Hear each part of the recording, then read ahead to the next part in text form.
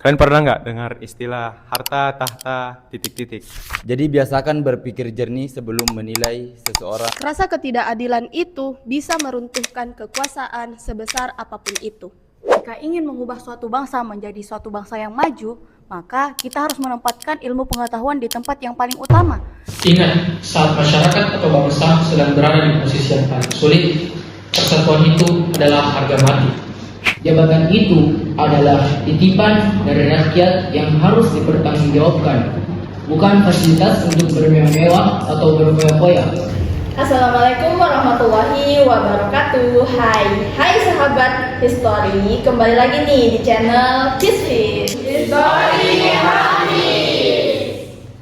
Nah, kalau dengar kata sejarah, kalian langsung berpikiran apa nih? Perang, kerajaan, atau tokoh penting di balik peristiwanya? Kalau aku sendiri nih ya, yang paling menarik justru para pemimpin di zamannya. Oh ya, kenalin dulu. Aku Aura Viola yang akan menjadi host podcast kita kali ini. Dan sekarang kita sudah bersama para pemimpin hebat dari Khulafaur Rasyidin serta tokoh dari dinasti Umayyah dan dinasti Abbasiyah. Oh ya, podcastnya ini diskusi terbuka ya. Jadi kalau ada pertanyaan dari audiens, bisa langsung angkat tangan aja.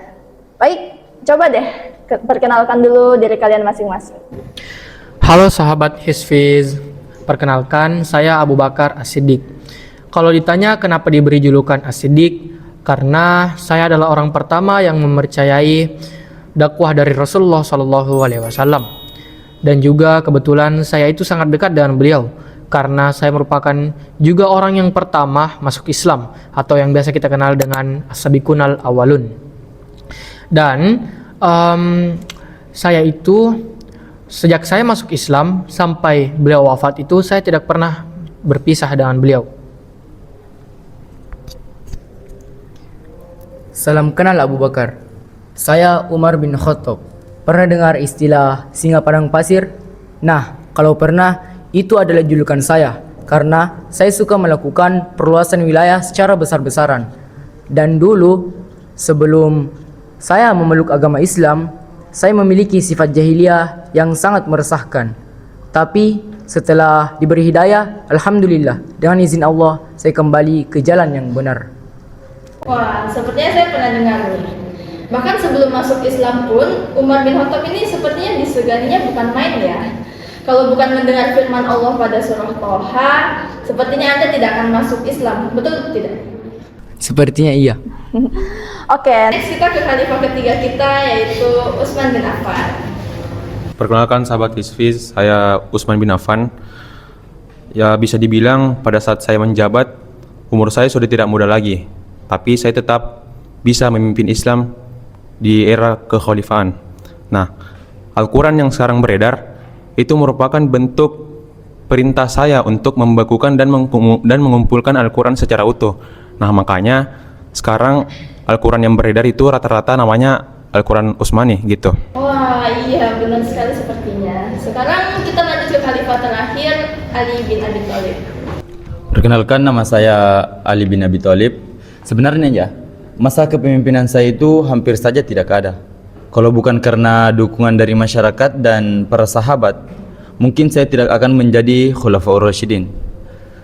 Karena mereka mendorong saya untuk menggantikan Utsman, maka saya naik menjadi Khulafaur Rasyidin. Maka dari itulah pada saat masa kepemimpinan saya banyak terjadi perdebatan dan kontroversial karena banyak tokoh-tokoh petinggi lainnya yang tidak menerima saya menjadi Khulafaur Rasyidin. Wah, nanti kita dengar ceritanya ya.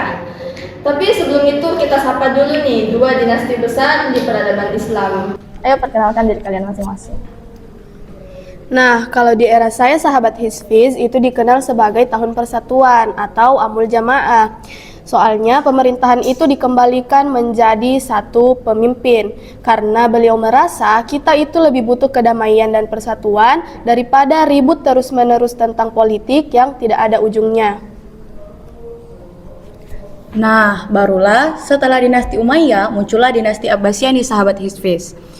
Karena pada saat pemerintahan dinasti Umayyah ada beberapa kebijakan yang kurang strike bagi kami, sehingga pada akhirnya kami mengambil alih pemerintahan dari dinasti Umayyah nih sahabat Hisfiz. Wah, keren-keren banget ya. Yuk langsung aja kita kupas satu-satu dari khalifah pertama setelah Rasulullah wafat. Halo sahabat Hisfiz, kita buka segmen pertama kita dengan era Abu Bakar As-Siddiq. Waktu Rasulullah SAW wafat, umat Islam tuh sempat kebingungan karena kehilangan sosok pemimpin dan sempat ada ketegangan soal siapa sih penggantinya di Sakifah Bani Sa'idah. Nah, kalau kita teliti, apa sih kelebihan utama Anda dan dalam meredam suasana dan memperkuat pemerintahan di awal? Lalu tantangan besarnya seperti apa, serta hasil dari kebijakan Anda itu seperti apa, Khalifah? Nah, jadi saya sendiri terpilih karena dipercaya oleh banyak orang. Dan juga saya punya modal sosial yang kuat karena saya juga dikenal dengan orang yang di mana Rasulullah SAW itu sangat percaya dengan saya. Sehingga orang-orang pun ikut mudah percaya dengan diri saya. Dan saya juga merupakan orang pertama yang membenarkan peristiwa yang sangat luar biasa, yaitu peristiwa Isra Miraj. Dan juga saya merupakan seorang pedagang kaya yang sangat suka bersedekah dan juga memiliki kebijaksanaan yang baik dan memiliki insting memimpin yang mapan. Dan pada saat pidato pelantikan saya langsung menekankan pentingnya kejujuran, keadilan, dan keamanahan. Karena itu adalah janji setia saya untuk sistem pemerintahan saya dan bagi masyarakat nantinya agar tetap bersih sistem pemerintahan yang saya miliki. Begitu. Untuk melanjutkan ada pertanyaan juga nih dari penonton. Saya persilahkan dulu nih. Silahkan bertanya. Baik. Dan setelah Rasulullah wafat, kita ketahui bersama bahwa kondisi Sakifah Bani Sa'idah menjadi sangat tegang. Dari analisis politik, bagaimana jika Anda tidak terpilih atau prosesnya semakin berlarut-larut, kira-kira dampak terburuk apa yang akan menimpa stabilitas internal dari umat Islam yang masih memiliki usia sangat muda tersebut? Nah, jadi sahabat Hisfiz, situasi Sakifah saat itu benar-benar berada di tepi jurang, yang dimana penundaan sedikit saja dapat menjadi suatu kehancuran bagi kaum muda pada saat itu. Dan dampak yang terburuknya adalah pecahnya perang antara kaum Muhajirin dan kaum Ansor, yang dimana jika ini terjadi akan memicu disintegrasi sosial, yang dimana masyarakat Arab akan berpindah atau pergi ke era jahiliyahnya lagi. Dan juga itulah mengapa hari itu terjadi bayat secara langsung, bukan karena gila kekuasaan, namun untuk menyelamatkan negara pada saat itu. Wah, pemerintahannya cukup terbuka ya. Tapi tantangannya setelah pelantikan itu bagaimana? Tantangan untuk setelah pelantikannya itu sebenarnya saya hanya menjabat selama kurang lebih itu 2 tahun. Namun efek dari kebijakan saya itu sangat berdampak bagi masyarakat dan negara. Seperti secara militer, negara itu urung terpecah belah, dan juga secara ekonomi dan sosial kami mendirikan Baitul Mal, yang dimana itu merupakan kas negara, dan juga merapikan sistem pajak yang adil, dan juga kami menerapkan di bidang hukum dan pendidikan, yaitu kami mendengar usulan dari Umar bin Khattab untuk melakukan pengumpulan ayat-ayat Al-Quran, karena banyaknya para penghafal Al-Quran yang meninggal dunia di medan peperangan pada saat itu. Dan menjelang saya wafat, saya pun membuat wasiat untuk menunjuk Umar menjadi khalifah selanjutnya, untuk mencegah terjadinya perebutan kekuasaan di antara kelompok-kelompok yang ada pada masa itu. Nah, ini ada banyak pertanyaan lagi nih dari para penonton. Saya persilahkan ke yang di ujung sana. Silahkan bertanya. Nah, yang ingin saya tanyakan adalah Tadi sempat dikatakan oleh Abu Bakar bahwasanya dia menerima saran dari Umar untuk mengumpulkan ayat-ayat Al-Quran dikarenakan pada saat peperangan terjadi sangat banyak penghafal-penghafal Al-Quran yang gugur di medan perang. Nah, jadi saya tanyakan, kira-kira menurut Anda sebagai seorang pemimpin pada saat itu apa yang akan terjadi jika Anda tidak menerima saran dari Abu Bakar? Ya. Jadi resiko yang paling nyata pada saat itu adalah hilangnya ayat-ayat Al-Quran. Karena pada masa itu, ayat-ayat Al-Quran hanya ditanamkan di dada para sahabat atau yang biasa kita kenal dengan hufaz. Dan juga para sahabat atau hufaz itu sering melakukan peperangan seperti perang Riddah, perang Yamamah. Dan jika perang-perang itu selalu berlanjut secara terus-menerus, itu bisa saja berdampak sangat buruk, yaitu habisnya para penghafal Al-Quran di dunia kita ini. Dan juga salinan yang tertulis utuh itu belum banyak dan mungkin bisa dikatakan belum ada. Jadi itulah mengapa harus dikumpulkan ayat-ayat Al-Quran tersebut.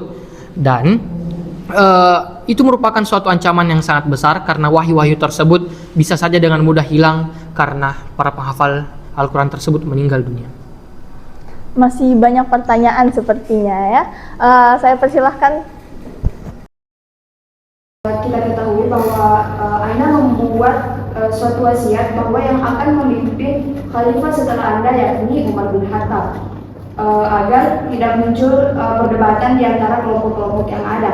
Namun, apakah ketika Anda membuat wasiat tersebut akan memiliki dampak ke arah bagian prinsip musyawarah yang selalu dilakukan oleh orang Islam dalam mengambil keputusan? Nah, jadi sebelum saya merasa bahwa saya tidak akan lama lagi wafat, saya memang membuat keputusan untuk membuat wasiat kepada Umar untuk menjadi khalifah selanjutnya. Namun saya membuatnya tidak sendiri. Saya memanggil seluruh para tokoh agama yang terkemuka pada saat itu untuk berdiskusi dan berkumpul membahas bagaimana kekhalifahan selanjutnya. Dan saya pun mengusulkan Umar dan mereka pun menyetujuinya, alhamdulillah. Dan juga mereka pun menyebarkannya atau memberikan semacam pengumuman dan menyebarkannya kepada masyarakat bahwa hasilnya terhadap hasil musyawarah tersebut. Dan alhamdulillahnya juga para masyarakat mengatakan sami'na wa ta'na, yang dimana artinya itu kami dengar dan kami patuhi. Maka dari itu, metode yang saya gunakan bersama para sahabat itu tidak menghilangkan esensi-esensi yang terkandung dalam agama kita, yaitu Islam. Namun kami bersandar teguh pada musyawarah yang terdapat di dalam nilai-nilai esensi Islam. Oke, masih ada pertanyaan lagi? Nah, silahkan. Oke, nah, kan Anda menyampaikan tadi bahwa Anda menyetujui saran dari Umar bin Khattab untuk mengumpulkan lembaran Al-Quran. Nah, namun dari beberapa jurnal yang telah saya baca, Anda sempat ragu dengan saran dari Umar tersebut. Nah, pertanyaan saya adalah apa yang membuat Anda ragu dengan saran dari Umar bin Khattab tersebut, dan mengapa pada akhirnya Anda menyetujui saran dari Umar itu? Nah, jadi memang pada awalnya saya itu tidak setuju dengan pendapat dari Umar tersebut. Karena sebelum-sebelumnya itu tidak ada yang pernah melakukannya. Bahkan Nabi Muhammad SAW pun tidak pernah melakukannya.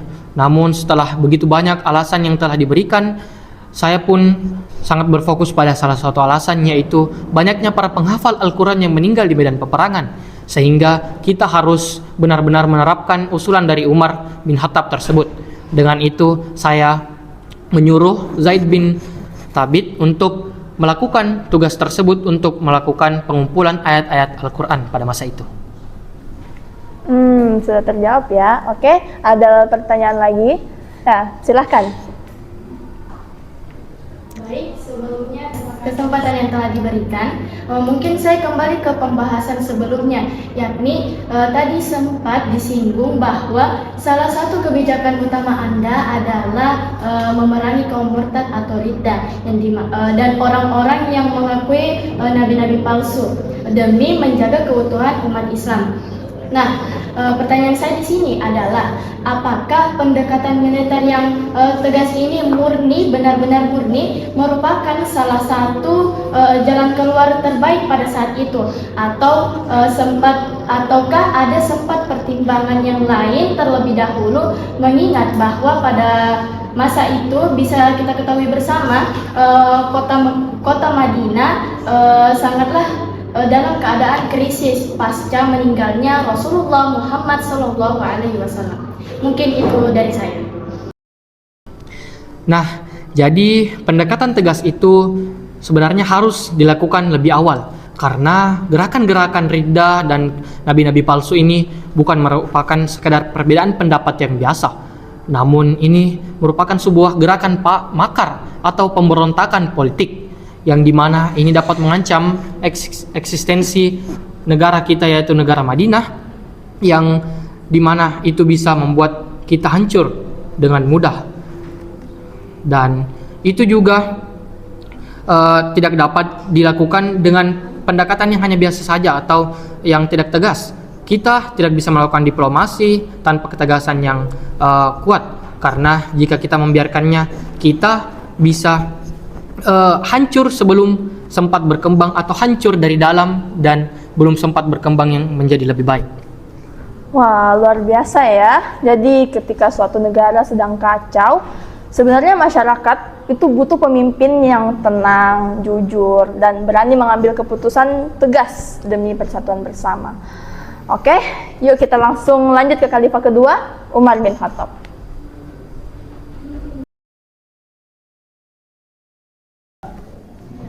Nah, sekarang kita masuk ke era singa padang pasir. Umar bin Khattab. Berbeda dengan Abu Bakar, Umar naik menjadi pemimpin lewat jalur surat wasiat ya. Apa fokus utama, kelebihan, serta dampak dari aturan pemerintahan di era Anda? Baik, fokus utama saya adalah melanjutkan perjuangan pemimpin sebelumnya, tetapi dengan skala perluasan yang lebih luas sampai ke daerah-daerah terluar seperti Afrika Utara, Mesir, wilayah Mediterania, Syam, Persia, hingga sampai ke Asia Tengah. Dan adapun kelebihan di era ini adalah strategi militer yang berani dan cerdas. Salah satunya itu momen Fathul Fuluh, yang dimana momen Fathul Fuluh itu yaitu kemenangan besar atas Persia. Walaupun pada saat itu jumlah pasukan kita kalah jauh, perbandingannya itu 1:6. Dan ada juga kelebihan dalam hal bernegosiasi. Contohnya, pada saat itu Piagam Alia di Yerusalem diselenggarakan, dan pada saat itu juga saya datang langsung untuk menerima kunci kota di daerah tersebut. Saya melakukan hal tersebut bertujuan untuk mengawasi pasukan muslim agar pasukan muslim tidak melakukan hal yang semena-mena seperti menghancurkan gereja-gereja yang ada di daerah sana. Nah, dan sebelum lanjut ada pertanyaan dari penonton nih. Oke, silahkan. Baik, dari perkataan Anda tadi terjadi ekspansi militer besar-besaran. Terbukti bahwa ekspansi Anda berhasil karena Anda dapat meruntuhkan Persia dan juga melemahkan Romawi. Namun, mengapa dengan keberhasilan ekspansi ini secara tidak langsung memicu ketidakstabilan politik internal di kemudian hari? Ya, betul. Saya memang memberi wewenang kepada beberapa gubernur untuk mengatur daerahnya masing-masing. Tetapi bukan berarti mereka bebas tanpa pengawasan. Negeri yang luas tidak dapat diatur hanya oleh satu orang saja. Namun, amanah yang besar juga tidak boleh dibiarkan tanpa pertanggungjawaban. Oleh karena itu, saya mempercayai bahwa mereka bisa menjalankan amanah untuk memimpin, tetapi tidak luput saya mengawasi apa yang mereka lakukan, sehingga yang mereka lakukan itu sesuai dengan kekuasaan dan tidak berubah menjadi kesewenang-wenangan. Wah, cukup besar ya cakupannya. Tapi dengan wilayah kekuasaan yang mendadak besar, mengatur negaranya pasti pusing banget kan, Khalifah. Bagaimana sih strategi Anda? kalau strategi saya itu dalam menyusun sistem pemerintahan yang dimana kekuasaan saya itu karena sangat besar, saya itu makanya dari situ dari tantangan tersebut saya jawab dengan merapihkan cara kerja pemerintahan yang saya buat. Saya membagi wilayah negara menjadi 8 provinsi besar dan dengan memberikan wewenang kepada tiap-tiap daerah untuk mengatur urusannya sendiri, tapi tetap berkoordinasi dengan pemerintah pusat. Dan dari sinilah kami membentuk lembaga pengadilan dan memiliki para hakim atau kodi. Dan dari situ secara ketat berdasarkan kejujurannya saya pilih berdasarkan tolak ukur yang saya sendiri sudah standarisasi. Dan serta saya membuat lembaga pertahanan militer yang rapi. Dan adapun dalam bidang ekonomi, saya membuat aturan pajak yang teratur, ada pajak tanah atau al-kharaj, dan mengatur pembagian hasil perang atau ghanimah. Dan dari situ itu semua diperuntukkan untuk dimasukkan ke kas negara dan meratakan pembagian zakat. Dan pada saat itu pembagian zakat saya alihkan dari yang seharusnya pembagian zakat diberikan kepada kaum mualaf, tetapi saya lebih peruntukan untuk memberikan kepada kaum yang lebih membutuhkan lainnya selain kaum mualaf tersebut. Nah, selanjutnya ada pertanyaan lagi nih dari penonton. Oke, saya persilahkan. Nah, kan tadi dijelaskan bahwa lingkup kekuasaan pada masa Anda itu sangat luas sehingga Anda membaginya menjadi 8 bagian. Nah, apakah Anda tidak khawatir jika nantinya salah satu dari gubernur yang Anda pilih itu berkhianat, mungkin dengan menggelapkan kas negara ataupun menyembunyikan zakat dari masyarakat? Ya, saya tentu khawatir. Oleh karena itu, karena kekuasaan dapat mengubah manusia, namun negara yang luas tidak bisa diatur hanya berdasarkan satu orang dari Madinah saja. Karena itu, saya memilih orang-orang yang amanah, menguasai mereka dan meminta laporan harta mereka. Dan juga saya tidak sungkan-sungkan untuk menerima keluhan dari rakyat terhadap mereka. Dan sehingga dari situ kepercayaan sepenuhnya saya berikan kepada mereka. Dan akan tetapi juga pengawasan tidak boleh ditinggalkan. Saya sebagai pemimpin yang baik bukan mencurigai semua orang, melainkan saya membangun sistem agar tidak seorang pun berada di atas pengawasan. Oke, sudah terjawab ya. Ada pertanyaan lagi nih dari penonton. Oke, dipersilahkan. Baik, terima kasih atas kesempatan yang telah diberikan. Baik, misalnya Umar dikenal melakukan istihad yang berani dengan menghentikan pembagian zakat kepada kaum mualaf. Menurut Anda, mengapa kebijakan Umar ini tidak bisa dianggap sebagai tindakan yang menentang Al-Quran, padahal hal tersebut telah dijelaskan dalam Al-Quran? Ya, kebijakan yang saya buat itu saya yakini tidak bertentangan dengan Al-Quran. Mengapa?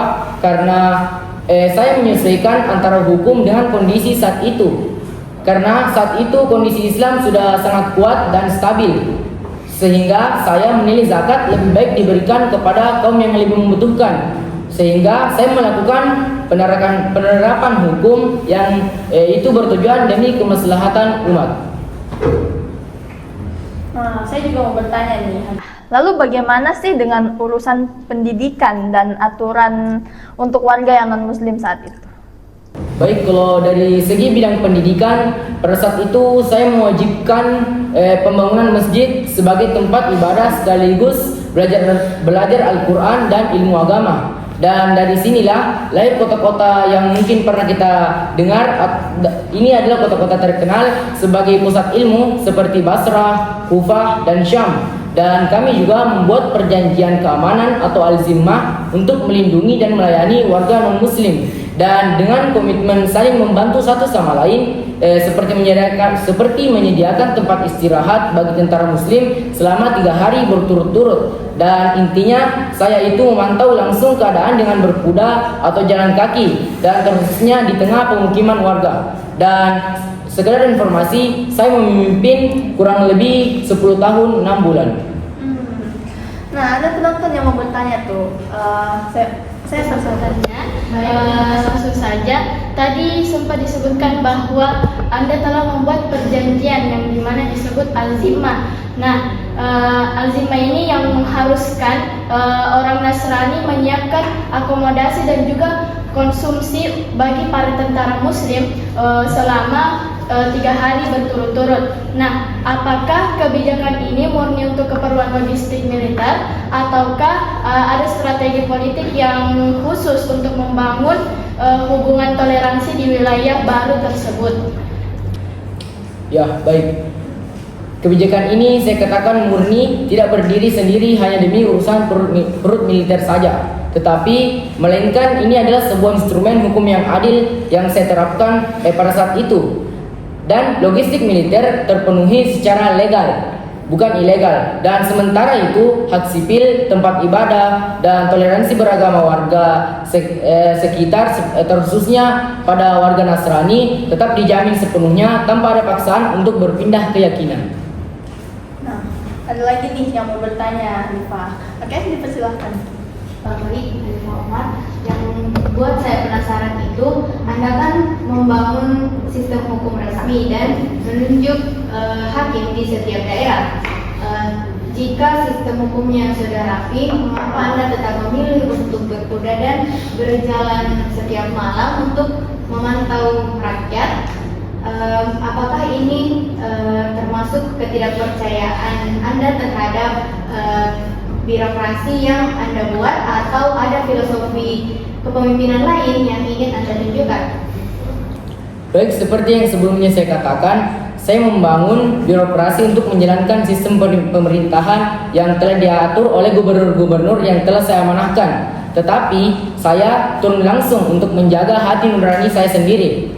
Dan seperti saya mendengar laporan para pejabat yang memberitahu saya apa yang terjadi, bagaimana dia dalam mengatur, menjadikan kondisi signifikan dalam mengatur warga masyarakat yang sedang dia bimbing. Dan sedangkan saya juga tidak lupa untuk menerima rakyat untuk menunjukkan apa yang mereka rasakan, bagaimana dia diperlakukan oleh gubernur yang saya pilih, yang saya yakin bahwa dia bisa menjaga amanah dengan sangat baik. Saya menanyakan dia bahwa apakah memang dia telah berhasil menjadi gubernur yang bertanggung jawab. Dan dari situ saya kembali lagi, saya seorang pemimpin tidak cukup hanya memerintah dengan aturan saja, melainkan saya juga harus memahami keadaan rakyat sehingga saya bisa mengetahui apa yang sebenarnya harus dikoreksi. Sebenarnya yang saya dapat ya, hikmah dari kepemimpinan Anda itu bahwa sebuah negara tidak akan maju tanpa hukum yang jelas dan pemimpin yang mau turun langsung untuk melihat rakyatnya. Sebenarnya yang saya dapat ya, hikmah dari kepemimpinan Anda itu bahwa sebuah negara tidak akan maju tanpa hukum yang jelas dan pemimpin yang mau turun langsung untuk melihat rakyatnya. Nah, saya sudah baca juga kalau sebelum wafat itu Umar sudah menyiapkan tim musyawarah khusus bernama Al-Hali wal Al-Aqdi untuk memilih pemimpin berikutnya, dan terpilihlah Utsman bin Affan. Kita beralih ke Khulafaur Rasyidin yang ketiga, Utsman bin Affan. Beliau ini terkenalnya sebagai pebisnis kaya raya yang berjiwa sosial tinggi nih. Nah, boleh diceritakan kelebihan, tantangan, dan dampak kebijakan Anda itu seperti apa? Baik. Halo sahabat Hisfi, saya Usman. Kelebihan saya itu mungkin karena saya memiliki kekayaan pribadi, jadi saya berniat baik untuk membantu masyarakat sekitar. Contohnya itu seperti saya membeli sumur bersih dengan nilai 200.000 dirham dan dibagikan dan digunakan secara gratis oleh masyarakat setempat, atau menyumbang ribuan unta atau kuda yang digunakan pada saat perang Tabuk. Nah, pada awal masa jabatan saya, rakyat mengalami kelonjakan ekonomi yang sangat drastis. Indikatornya jelas, daya beli masyarakat itu meningkat.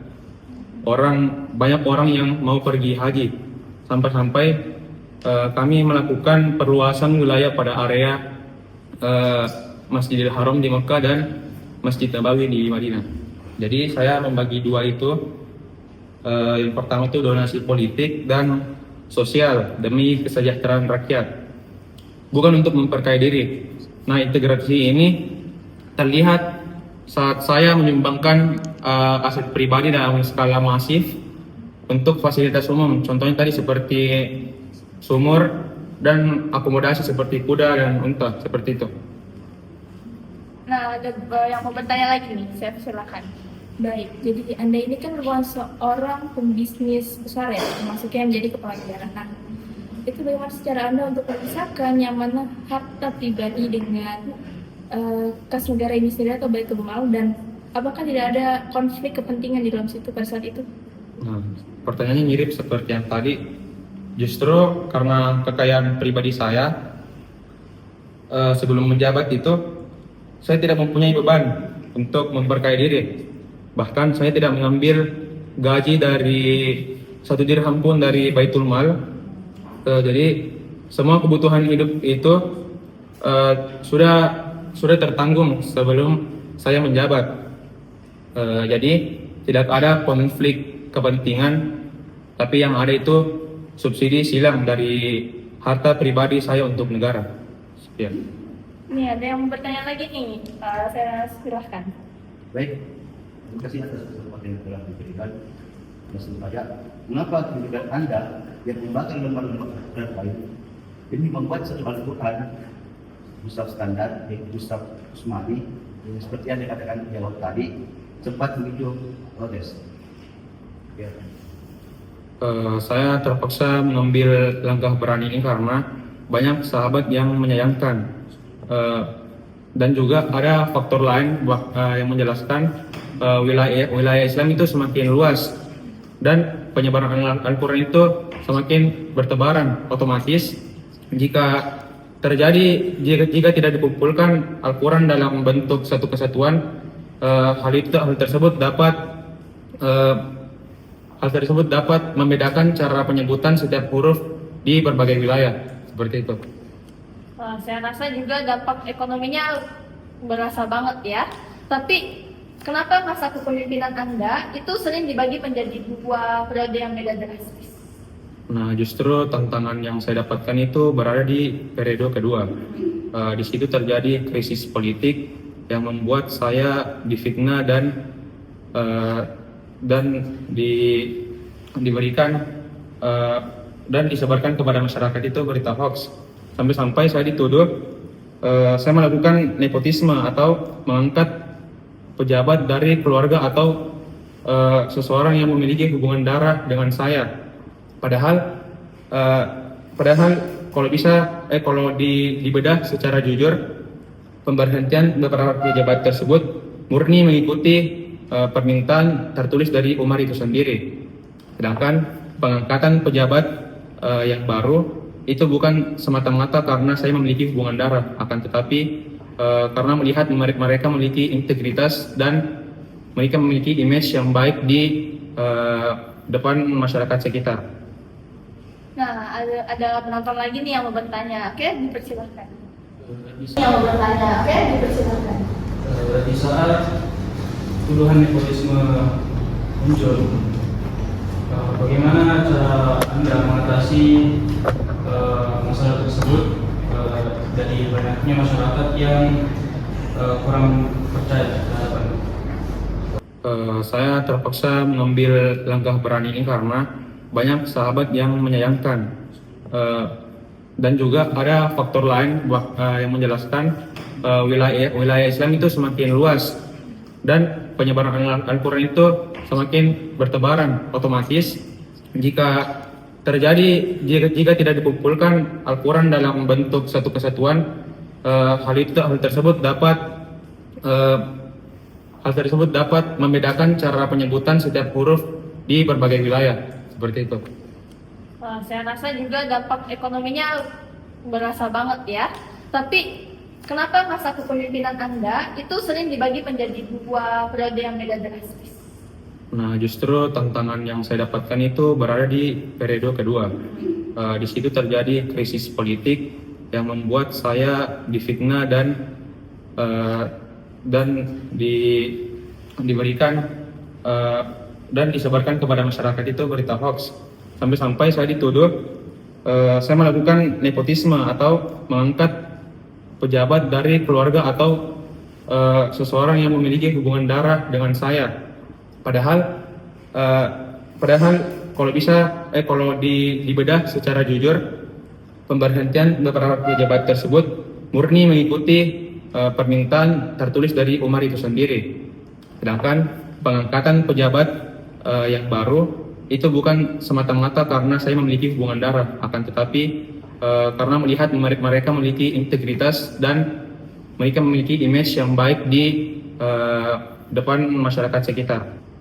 Langkah yang saya lakukan itu, saya berusaha semaksimal mungkin untuk menjelaskan dan menegaskan bahwa yang saya lakukan itu bukan nepotisme, tapi yang saya lakukan itu berdasarkan pengakuan dari khalifah sebelumnya, yaitu Umar, dan juga beberapa dari pengakuan masyarakat yang membuktikan bahwa orang-orang yang saya angkat ini memiliki kriteria dan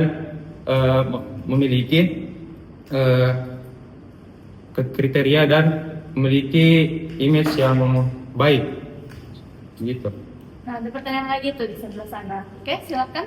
Baik, langsung saja. Tadi kan sempat Anda menjelaskan bahwa pada periode kedua Anda memimpin, Anda menghadapi banyak fitnah-fitnah kejam dan juga tuduhan nepotisme karena mengangkat beberapa pejabat dan juga gubernur dari kalangan keluarga Anda sendiri. Nah, sehingga muncul pertanyaan pertama, yakni mengapa Anda memilih untuk tetap mempertahankan para pejabat tersebut di tengah gelombang protes massa yang kian membesar? Kemudian yang kedua, apakah tidak ada opsi lain atau tokoh lain yang Anda pilih selain di kalangan keluarga Anda itu sendiri? Baik, pertanyaan Anda mirip dengan saudara di bawah. Jadi pengangkatan tersebut tidak berdasarkan dengan hubungan darah, akan tetapi pada rekam jejak mereka juga memiliki reputasi yang tinggi dan kompetensi yang nyata untuk menstabilkan daerah rawan konflik. Saya juga mempertahankan mereka karena saya percaya bahwa pada tekanan demonstran mereka dihasut oleh provokator politik seperti Abdullah bin Sabah. Justru itu akan merusak wibawa institusi kekhalifahan dan membuat masyarakat semakin tidak percaya kepada para pejabat yang menjabat, dan juga menciptakan kekacauan di daerah tersebut. Berarti ini bisa dibilang serangan hoax dan pembunuhan karakter pertama dalam sejarah politik ya. Lalu bagaimana tuh puncak dari ini? Jadi kelompok penentang yang saya bilang tadi yang digerakkan oleh Abdullah bin Sabah itu terus-menerus menggencarkan provokasi dalam bentuk hasutan ke masyarakat. Bahkan sampai-sampai saya mendapatkan pemalsuan surat dokumen negara atas nama yang sebenarnya ditulis oleh Marwah bin Hakam, akan tetapi direvisi untuk membuat saya dan pejabat saya itu terprovokasi. Jadi puncaknya itu dan puncaknya dari segala hal ini, rumah saya dikepung selama 40 hari dan di sanalah masa jabatan saya usai. Sebuah akhir yang miris ya, tapi di luar masalah politiknya, warisan yang paling berharga dari Utsman yang kita rasakan sampai sekarang adalah pembukuan dan penyamaan standar bacaan Al-Quran yang menjadi 5 salinan resmi untuk disebar ke berbagai wilayah Islam.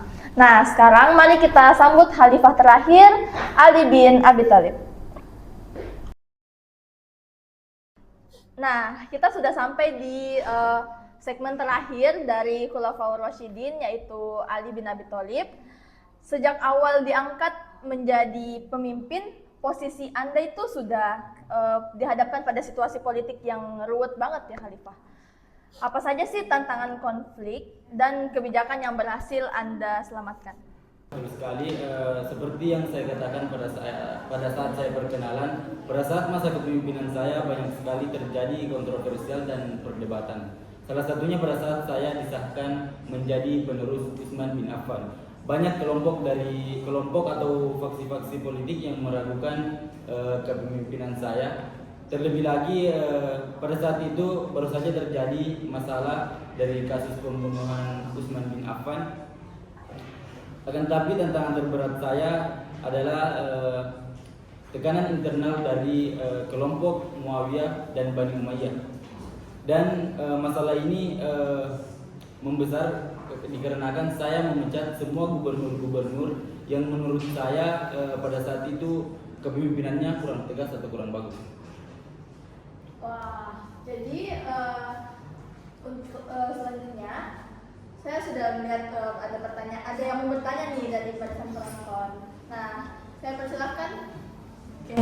Jadi tadi Anda menjelaskan bahwa Anda memecat para gubernur yang dinilai kurang tegas, benar?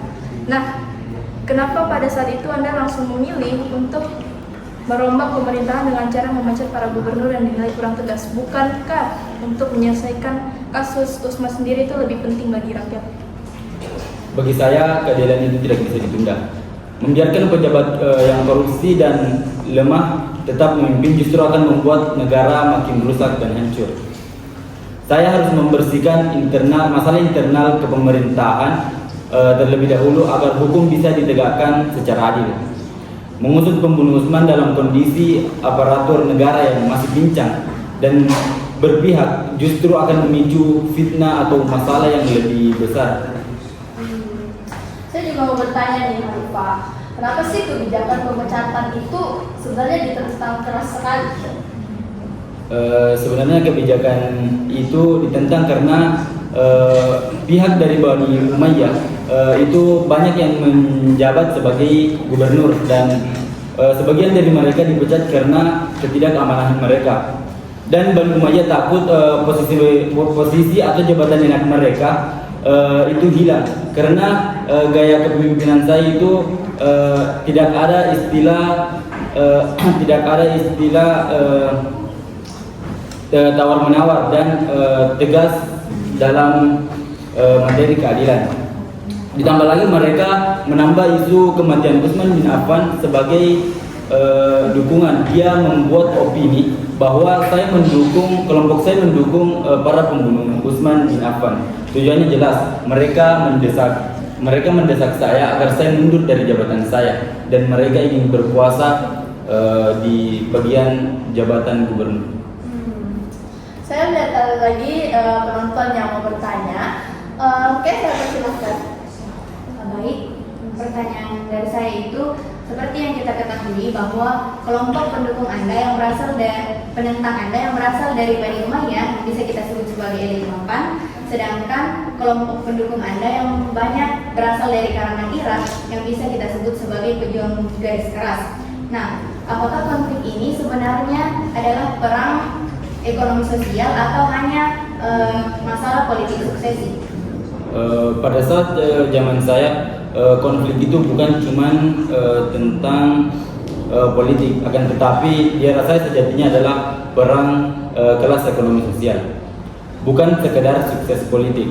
Namun pihak oposisi dari Bani Umayyah adalah kaum elit yang memberontak karena hak istimewa berupa kekayaan, seperti mereka diberi harta dan jabatan oleh Utsman bin Affan. Akan tetapi pada saat saya menjabat kekayaan mereka terusik oleh kebijakan yang saya tegakkan, sedangkan pendukung saya di Irak adalah kaum yang mendambakan kesetaraan mutlak, kayak meminta keadilan. Dengan demikian musuh hanyalah kedok politik yang mempertahankan status sosial dan menolak sistem pembagian yang adil karena mereka tetap ingin jabatannya tetap ada. Saya lihat ada yang mau bertanya lagi. Oke, saya persilahkan. Baik, terima kasih atas kesempatan yang telah diberikan. Jadi saya mau bertanya, setelah Utsman bin Affan wafat, mengapa Ali lebih memilih untuk merapikan dulu sistem pemerintahnya daripada langsung mencari atau menangkap pembunuh Utsman? Sebenarnya pertanyaan ini hampir sama dengan pertanyaan pertama, karena saat itu situasi negara sedang sangat kacau dan pemberontak masih menguasai kota. Secara logika, saya harus menjadi pemimpin yang kuat dan punya aparatur negara yang stabil dulu, baru bisa menegakkan hukum. Sayangnya, pilihan skala prioritas ini disalahpahami oleh banyak masyarakat dan para sahabat lainnya, terutama dari Bani Umayyah dan kelompok Muawiyah. Masih ada lagi nih yang mau bertanya. Oke, dipersilahkan. Baik, pertanyaan saya, keputusan Anda langsung mengganti gubernur-gubernur lama setelah Anda menjadi khalifah sering dianggap memicu konflik politik. Menurut Anda, apakah reformasi lebih penting dibanding menjaga stabilitas? Apakah reformasi lebih penting dibanding menjaga stabilitas politik terlebih dahulu? Ya, jadi keputusan saya mengganti gubernur dilakukan karena saya ingin menegakkan keadilan dan memperbaiki pemerintahan secepat mungkin. Karena semakin lama mereka menjabat, akan semakin banyak masyarakat yang terzalimi atas kelakuannya yang seperti korupsi atau mengambil hak masyarakat. Namun saya juga menyadari bahwa reformasi perlu dipertimbangkan karena ketika reformasi terlalu cepat, maka kondisi masyarakat maka kondisinya akan memperbesar konflik dan menyebarkan fitnah-fitnah. Nah, di tengah kepungan perang saudara seperti perang Jamal, perang Siffin, dan perang Nahrawan, apa hal baik yang berhasil Anda selamatkan? Salah satunya adalah saya tetap fokus pada pembangunan ilmu pengetahuan. Salah satu cara saya adalah saya memindahkan pusat pemerintahan dari Madinah ke kota Kufah sebagai tempat strategis untuk menuntut ilmu agama.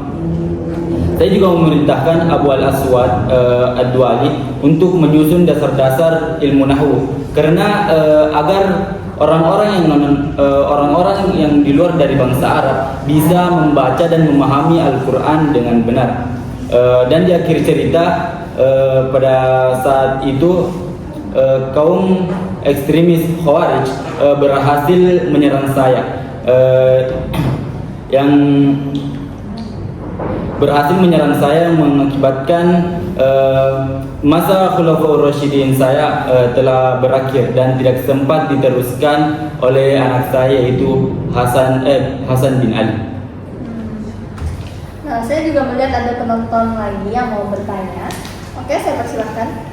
Nah, tadi Anda menyampaikan bahwa Anda mengambil keputusan untuk memindahkan pusat pemerintahan dari kota Madinah ke Kufah. Nah, pertanyaan saya, mengapa Anda melakukan keputusan yang besar ini? Karena setelah wafatnya Khalifah Utsman bin Affan, kota Madinah itu sudah dikepung oleh musuh dan dikuasai oleh kelompok pemberontak, dan kota yang paling aman adalah Kufah. Maka dari itu Kufah dipilih karena aman dan posisinya itu secara geografis lebih strategis untuk mengontrol wilayah-wilayah yang sedang bergejolak seperti contohnya Syam dan Basrah. Nah, sudah terjawab ya. Oke, luar biasa sekali dari seluruh rangkaian sejarah Khulafaur Rasyidin ini. Kita belajar kalau di tengah masalah, sebuah bangsa itu jangan gampang termakan provokasi atau hoax, karena persatuan, ketegasan, sikap saling cross check yang tabayun ya, dan keadilan adalah pondasi utama supaya suatu negara itu tidak rapuh dari dalam. Nah, sekarang ayo kita beralih ke era dinasti.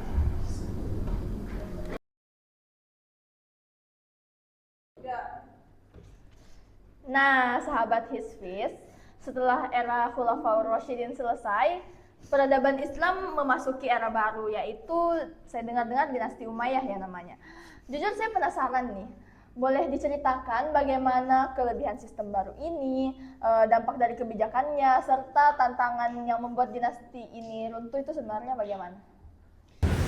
Nah, langsung saya jawab saja. Dinasti Umayyah ini didirikan langsung oleh Muawiyah bin Abi Sufyan pada tahun 661 Masehi, tepatnya di Damaskus, Suriah. Nah, pada peristiwa Amul Jamaah, yaitu momen damai saat Hasan bin Ali menyerahkan kekuasaannya kepada Muawiyah untuk mempersatukan kembali umat muslim yang kemarin sempat terpecah dan juga sempat tidak berbaikan. Perubahan sistem yang paling drastisnya pada dinasti ini yakni pada sistem yang tadinya musyawarah menjadi sistem pemilihan pemimpin turun-temurun. Contohnya saja seperti Muawiyah yang langsung menunjuk anaknya yaitu Yazid untuk menjadi penerusnya nantinya. Namun jika kita lihat dari sisi positifnya, memang cukup banyak yang berubah dari sistem ini. Contohnya seperti pemerintahan menjadi lebih stabil, teratur, dan juga dapat mengurangi resiko rebutan kepemimpinan di saat musim pergantian pemimpin nantinya. Nah, saya melihat ada penonton yang angkat tangan nih. Kita persilahkan. Terima kasih atas kesempatan yang diberikan. Saya pernah membaca jurnal bahwa ada banyak sistem yang berubah. Nah, saya akan meng-highlight di bagian di perubahan sistem musyawarah ke sistem kerajaan itu yang turun-menurun. Kenapa sistem itu berubah? Ini saja.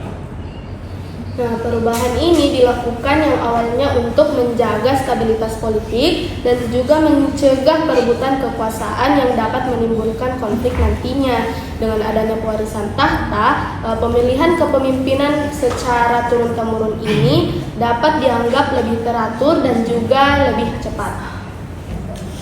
Wah, saya juga mau bertanya nih. Meskipun ada ganjalan karena dianggap bukan musyawarah ya, lalu apa saja sih dampak nyatanya dari kebijakan Anda? Efeknya memang lumayan besar, seperti pada sisi militer dan wilayah, yang dimana dinasti kami ini dapat menaklukkan wilayah dari Afrika sampai di Eropa, yaitu di Spanyol, yang ditaklukkan langsung oleh Tariq bin Ziyad lewat Selat Gibraltar. Yang kedua, pada sisi aturan dan budaya. Nah, pada dinasti kami telah diresmikan yang namanya bahasa Arab, sehingga urusan surat menyurat ini menjadi lebih cepat dan juga yang menjadi gerakan menerjemahkan ilmu pengetahuan. Dan yang ketiga, ada sisi seni dan arsitektur, yang dinasti kami ini berhasil membangun yang namanya Dome of the Rock di Yerusalem, juga membangun Masjid Agung Cordoba di Spanyol, dan juga membuat seni kaligrafi yang sampai saat ini berkembang pesat. Wah, saya juga mau bertanya nih. Meskipun ada ganjalan karena dianggap bukan musyawarah ya, lalu apa saja sih dampak nyatanya dari kebijakan Anda? Awalnya itu masalahnya menumpuk menjadi satu, ya karena awalnya yang hanya satu masalah sehingga pada akhirnya itu menumpuk dan membuncah yang membuat dinasti kami ini runtuh. Contohnya saja seperti para pemimpin-pemimpin yang telah dipilih ini berkehidupan mewah-mewah dan mulai jauh dari rakyatnya. Selain itu, ternyata di dalam pemilihan secara turun-temurun ini terjadi persaingan secara diam-diam antar keluarga kami yang ingin merebut tahta untuk kepemimpinan selanjutnya. Dan juga isu puncaknya itu pada kaum Mawali, yakni kaum Mawali itu merupakan orang non-Arab yang masuk Islam, yang rakyat kami ini merasa bahwa kaum Mawali ini diperlakukan secara begitu baik dibanding rakyat dari dinasti kami, sehingga rakyat-rakyat ini menganggap bahwa pemerintah tidak lagi peduli pada kami, pada rakyatnya, sehingga kelompok dari sekutu-sekutu luar itu memanfaatkan situasi yang pada akhirnya bisa menggulingkan dinasti Umayyah ini. Saya lihat dari barisan penonton banyak sekali yang penasaran seperti yang dengan dinasti Anda. Saya persilahkan dulu nih. Nah, yang ingin saya tanyakan, apa yang menjadi penyebab peralihan dari sistem kerajaan turun-temurun yang awalnya dicap menciptakan stabilitas di awal, namun ternyata hal itu justru memicu permasalahan yang membuat para keluarga sendiri menjadi terpecah ataupun saling bersaing. Nah, di awal kepemerintahan kita, sistem turun-temurun menciptakan stabilitas yang begitu baik dan juga memberikan kepastian hukum tentang siapa saja yang dapat menjadi pemimpin berikutnya seperti penunjukan Yazid oleh Muawiyah. Sehingga hal ini dapat dikatakan mengurangi resiko kekosongan pada saat musim pergantian pemimpin. Namun pada jangka panjangnya sistem ini menjadi bumerang bagi dinasti kami karena adanya anggota kerajaan yang saling bersaing secara diam-diam dan juga diperparah dengan pemerintah-pemerintah yang mulai hidup bermewah-mewah tanpa dan juga mengabaikan rakyatnya. Saya lihat lagi ada penonton, ada pertanyaan lagi, saya silakan. Nah, seperti yang Anda katakan bahwa beberapa penguasa dari dinasti Umayyah ini banyak yang mulai pada akhir masanya itu banyak yang mulai hidup mewah serta jauh dari rakyatnya. Nah, pertanyaannya, mengapa gaya hidup mewah itu selalu menjadi awal dari hilangnya kepercayaan rakyat kepada penguasa serta runtuhnya dinasti Umayyah? Gaya hidup mewah ini dicap sebagai salah satu pemicu runtuhnya dinasti kami karena pemerintah ini berkehidupan mewah sehingga menciptakan yang namanya ketidakadilan sosial yang begitu parah. Mereka mulai jauh dari rakyatnya, mulai mengabaikan kehidupan rakyatnya yang menderita, sampai mengakibatkan yang namanya korupsi yang begitu besar pada masa kepemimpinan dinasti kami. Sehingga rakyat itu berpikir bahwa para pemerintah ini sudah tidak layak lagi untuk menjadi pemerintah dan membuat rakyat merasa hilang kepercayaan terhadap pemerintah, sehingga dimanfaatkanlah oleh sekutu-sekutu luar untuk mengambil alih dinasti Umayyah ini. Nah, sebelah sana ada yang bertanya. Nah, seperti yang Anda sampaikan tadi bahwa dinasti Umayyah berhasil memperluas wilayah Islam hingga 3 benua. Namun pada akhirnya dinasti Umayyah runtuh karena ketidakpuasan rakyat terhadap sistem pemerintahan dinasti Umayyah itu sendiri. Nah, pertanyaan saya, apakah ini berarti keadilan sosial lebih penting untuk keberlangsungan sebuah negara daripada keberhasilan ekspansi dan juga kekuatan militer? Kita perlu tahu bahwa keberhasilan ekspansi ini memang penting untuk memperbesar pengaruh negara kita. Namun, perlu juga kita ingat bahwa keberlangsungan perilaku pemerintah itu dapat dinilai dari apabila mereka bisa menjaga persatuan, menjaga keadilan, dan juga menjaga kepercayaan rakyat. Nah, jika kepercayaan rakyat itu mulai turun, maka kekuasaan sebesar apapun itu dapat melemah dan juga dapat runtuh karena ketidakpercayaan rakyat kepada pemerintahnya. Nah, di sebelah sana saya lihat ada satu pertanyaan lagi. Oke, saya persilahkan. Banyak sejarawan menyebut diskriminasi terhadap kaum Mawali menjadi salah satu penyebab runtuhnya dinasti Umayyah. Apakah pemerintah gagal menciptakan keadilan sosial?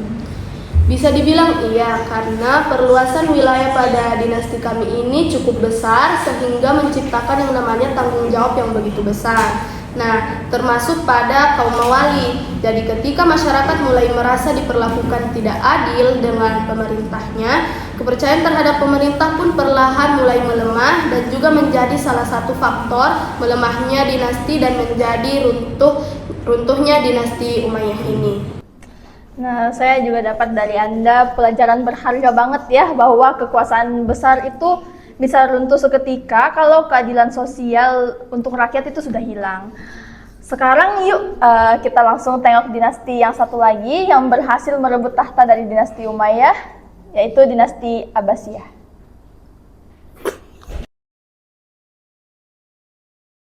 Masuk ke dinasti berikutnya, dinasti Abbasiyah, yang terkenal sebagai The Golden Age atau masa keemasan Islam.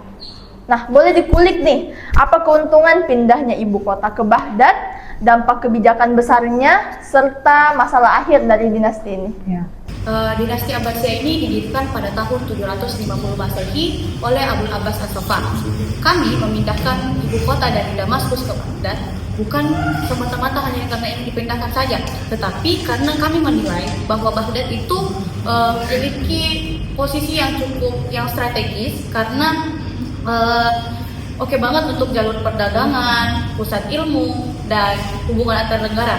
Berbeda dengan dinasti Umayyah yang sebelumnya itu lebih berfokus kepada ekspansi wilayah besar-besaran, dinasti kami, dinasti Abbasiyah itu lebih berfokus kepada pembangunan ilmu pengetahuan, merangkul berbagai budaya, serta memajukan ekonomi. Nah, aturan sosial yang berjalan di era kami ini juga lebih terbuka karena orang-orang Muslim non-Arab atau yang biasa kita sebut sebagai kaum Mawali atau orang-orang Turki, orang-orang Persia itu bisa mendapatkan posisi atau jabatan yang setara di dalam pemerintahan. Nah, oleh karena itu, suasana kebebasan berpikir di masa kami itu lebih terbuka atau lebih hidup. Saya melihat ada yang mau bertanya nih. Oke, saya persilahkan dulu. Nah, yang saya tanyakan tadi sempat disinggung mengenai memberikan posisi kepada kaum Muslim dan Arab. Nah, saya ingin tanyakan apakah dengan memberikan posisi yang setara kepada mereka dapat memicu satu masalah? Jika ada, mungkin bisa dijelaskan masalah apa yang terjadi? Iya, dengan kami memberikan jabatan atau posisi kepada orang-orang Muslim non Arab, yaitu orang-orang Persia, orang-orang Turki, itu memicu masalah besar di kemudian hari. Tetapi pada awal era kebijakan ini dibentuk, itu tidak terjadi masalah karena malah menghidupkan kebebasan berpikir dan memajukan pengetahuan. Namun seiring berjalannya waktu, jabatan atau kekuasaan yang kami berikan kepada mereka itu mereka salah gunakan. Mereka malah memicu konflik, persaingan, perpecahan antar suku bangsa di dalam pemerintahan karena mereka saling ingin merebut posisi atau kekuasaan. Itu ada yang mau bertanya lagi, saya persilahkan dulu. Oke, sebelumnya saya akan langsung ke poin saja. Apakah Anda menyesali atas tindakan perekrutan kaum non-Arab itu sendiri? Dikarenakan sebelumnya Anda telah menjelaskan bahwa mereka ini memicu persaingan dan perpecahan suku bangsa di dalam pemerintahan kan? Itu tuh gimana sih? Jujur saja kami menyesal karena pada awalnya kan kebijakan ini kami bentuk untuk menjaga keamanan demi keadilan sesama. Tetapi lama-kelamaan ketika kualitas khalifah kami mulai menurun karena terlena oleh kemewahan yang diberikan, kebijakan ini menjadi bumerang untuk kami, sehingga akhirnya mereka yang kami berikan posisi atau jabatan, mereka yang kemudian menguasai atau menyetir istana. Jadi kami sangat menyesal karena kami terlalu berfokus untuk membuka rumah untuk semua orang sampai kami dinasti Abbasiyah itu lupa untuk membuat hukum yang tegas untuk mengontrol tamu-tamu tersebut. Nah, itu ada juga yang mau bertanya. Oke, saya persilahkan. Kenapa pada saat dinasti Abbasiyah itu lebih mengembangkan ilmu pengetahuan daripada luasan wilayah? Mengapa kami lebih berfokus kepada pengembangan pengetahuan dibanding ekspansi wilayah? Karena pada masa kami mewarisi wilayah kekuasaan yang sangat besar dari dinasti Umayyah. Kami itu memiliki wilayah kekuasaan membentang di 3 benua dari Spanyol hingga India. Jadi jika fokus utama kami itu lebih kepada ekspansi, maka dengan sistem teknologi komunikasi pada abad 8 itu yang tidak sama seperti sekarang, maka kami akan keteteran untuk menjaga wilayah kami. Sehingga kami mengalihkan fokus kami itu lebih kepada pengembangan ilmu pengetahuan, meningkatkan kemajuan peradaban. Keren banget, inilah yang memicu lahirnya kemajuan ilmu pengetahuan yang luar biasa ya. Sebenarnya apa dampak dari kebijakan Anda yang paling diingat di dunia?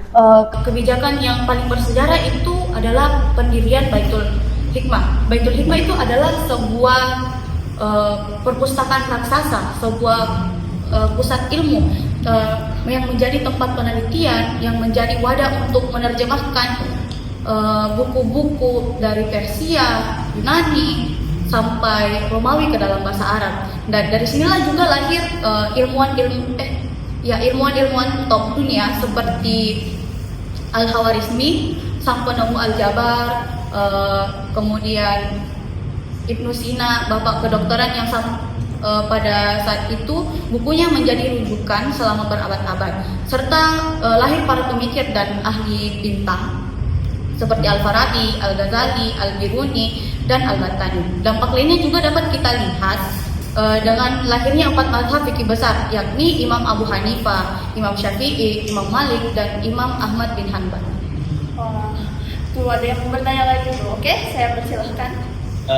Saya ingin bertanya, bagaimana perubahan orientasi politik dari dinasti Umayyah yang bersifat militer ke dinasti Abbasiyah, yang dimana dinasti Abbasiyah itu tujuan utamanya itu membangun sebuah peradaban dan untuk mempengaruhi stabilitas sosial dan budaya.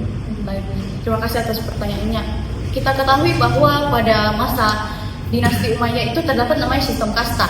Jadi ketika kami dinasti Abbasiyah itu mulai merangkul orang-orang Muslim non Arab seperti orang-orang Persia dan orang Turki, permusuhan antar suku-suku yang pada masa dinasti Umayyah itu sangat besar di masa dinasti Abbasiyah itu berangsur-angsur menghilang. Nah, karena keterbukaan ini bikin suasana menjadi tenang, sehingga orang-orang itu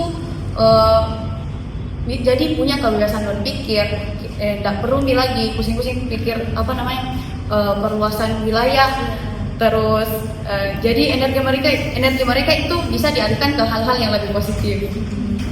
Oke, sudah terjawab ya. Itu adalah yang bertanya lagi tuh di sebelah sana. Oke, saya persilahkan. Baik, seperti yang kita ketahui bahwasanya dinasti Abbasiyah dikenal sebagai masa keemasan ilmu pengetahuan. Tetapi mengapa kemajuan ilmu pengetahuan tidak mampu mencegah runtuhnya pemerintahan? Menjadikan kota Baghdad sebagai pusat ilmu memang mempercepat perkembangan ilmu pengetahuan, tetapi terlalu bergantung pada suatu pusat juga menciptakan risiko yang besar. Nah, ketika Baghdad diserang, maka dampaknya itu juga akan ikut mengguncang sistem pemerintahan, ekonomi, dan perkembangan ilmu secara bersamaan. Wah, sebenarnya luar biasa makmur ya. Tapi masalah rumit apa sih yang bikin masa keemasan ini akhirnya hancur?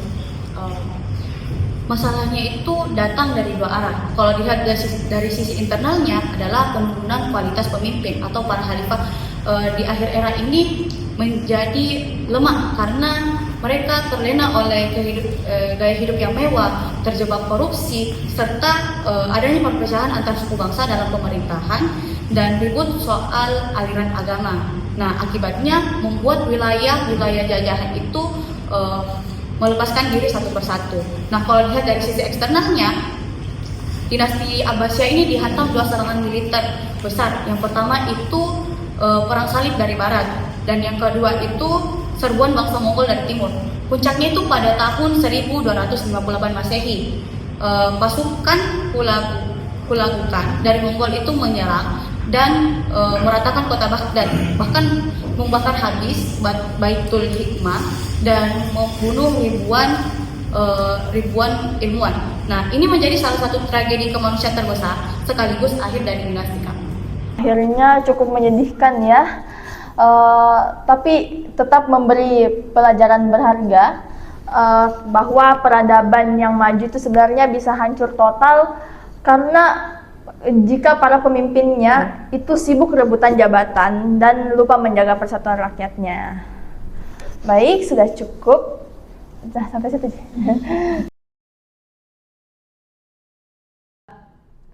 Wah, sahabat Hisfiz, perjalanan kita hari ini panjang dan padat banget.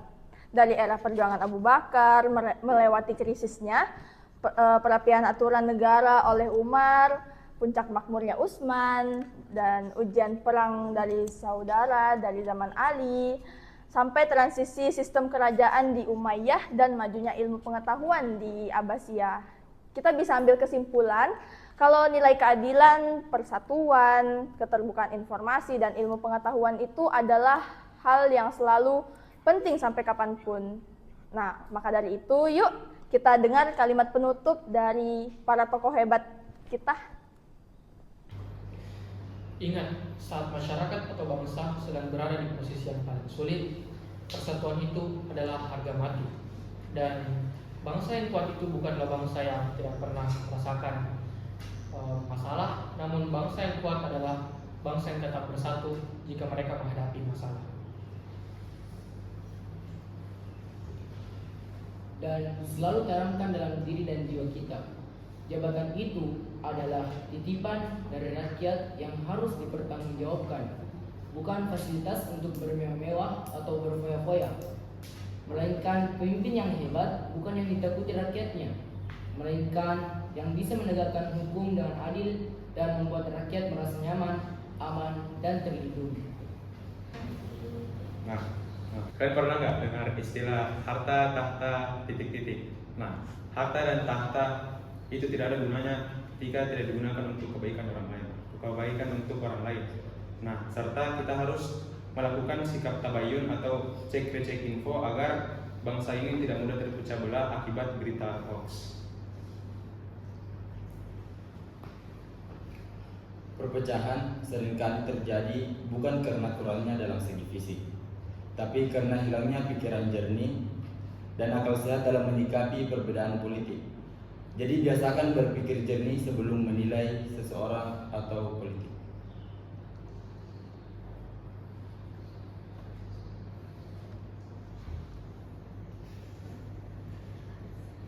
Kami bisa membuktikan kalau cara kerja yang rapi, keberanian, dan juga kekompakan bisa membuat negara kita menjadi super maju.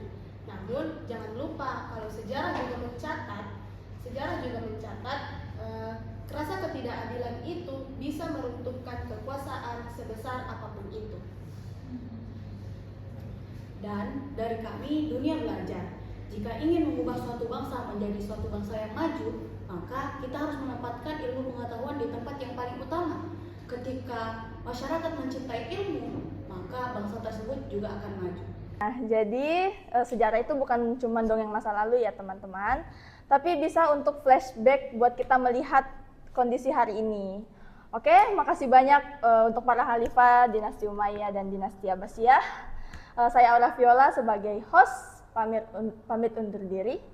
Terima kasih sudah nonton obrolan seru kita hari ini. Sampai jumpa di podcast Hisfiz berikutnya. Wassalamualaikum warahmatullahi wabarakatuh.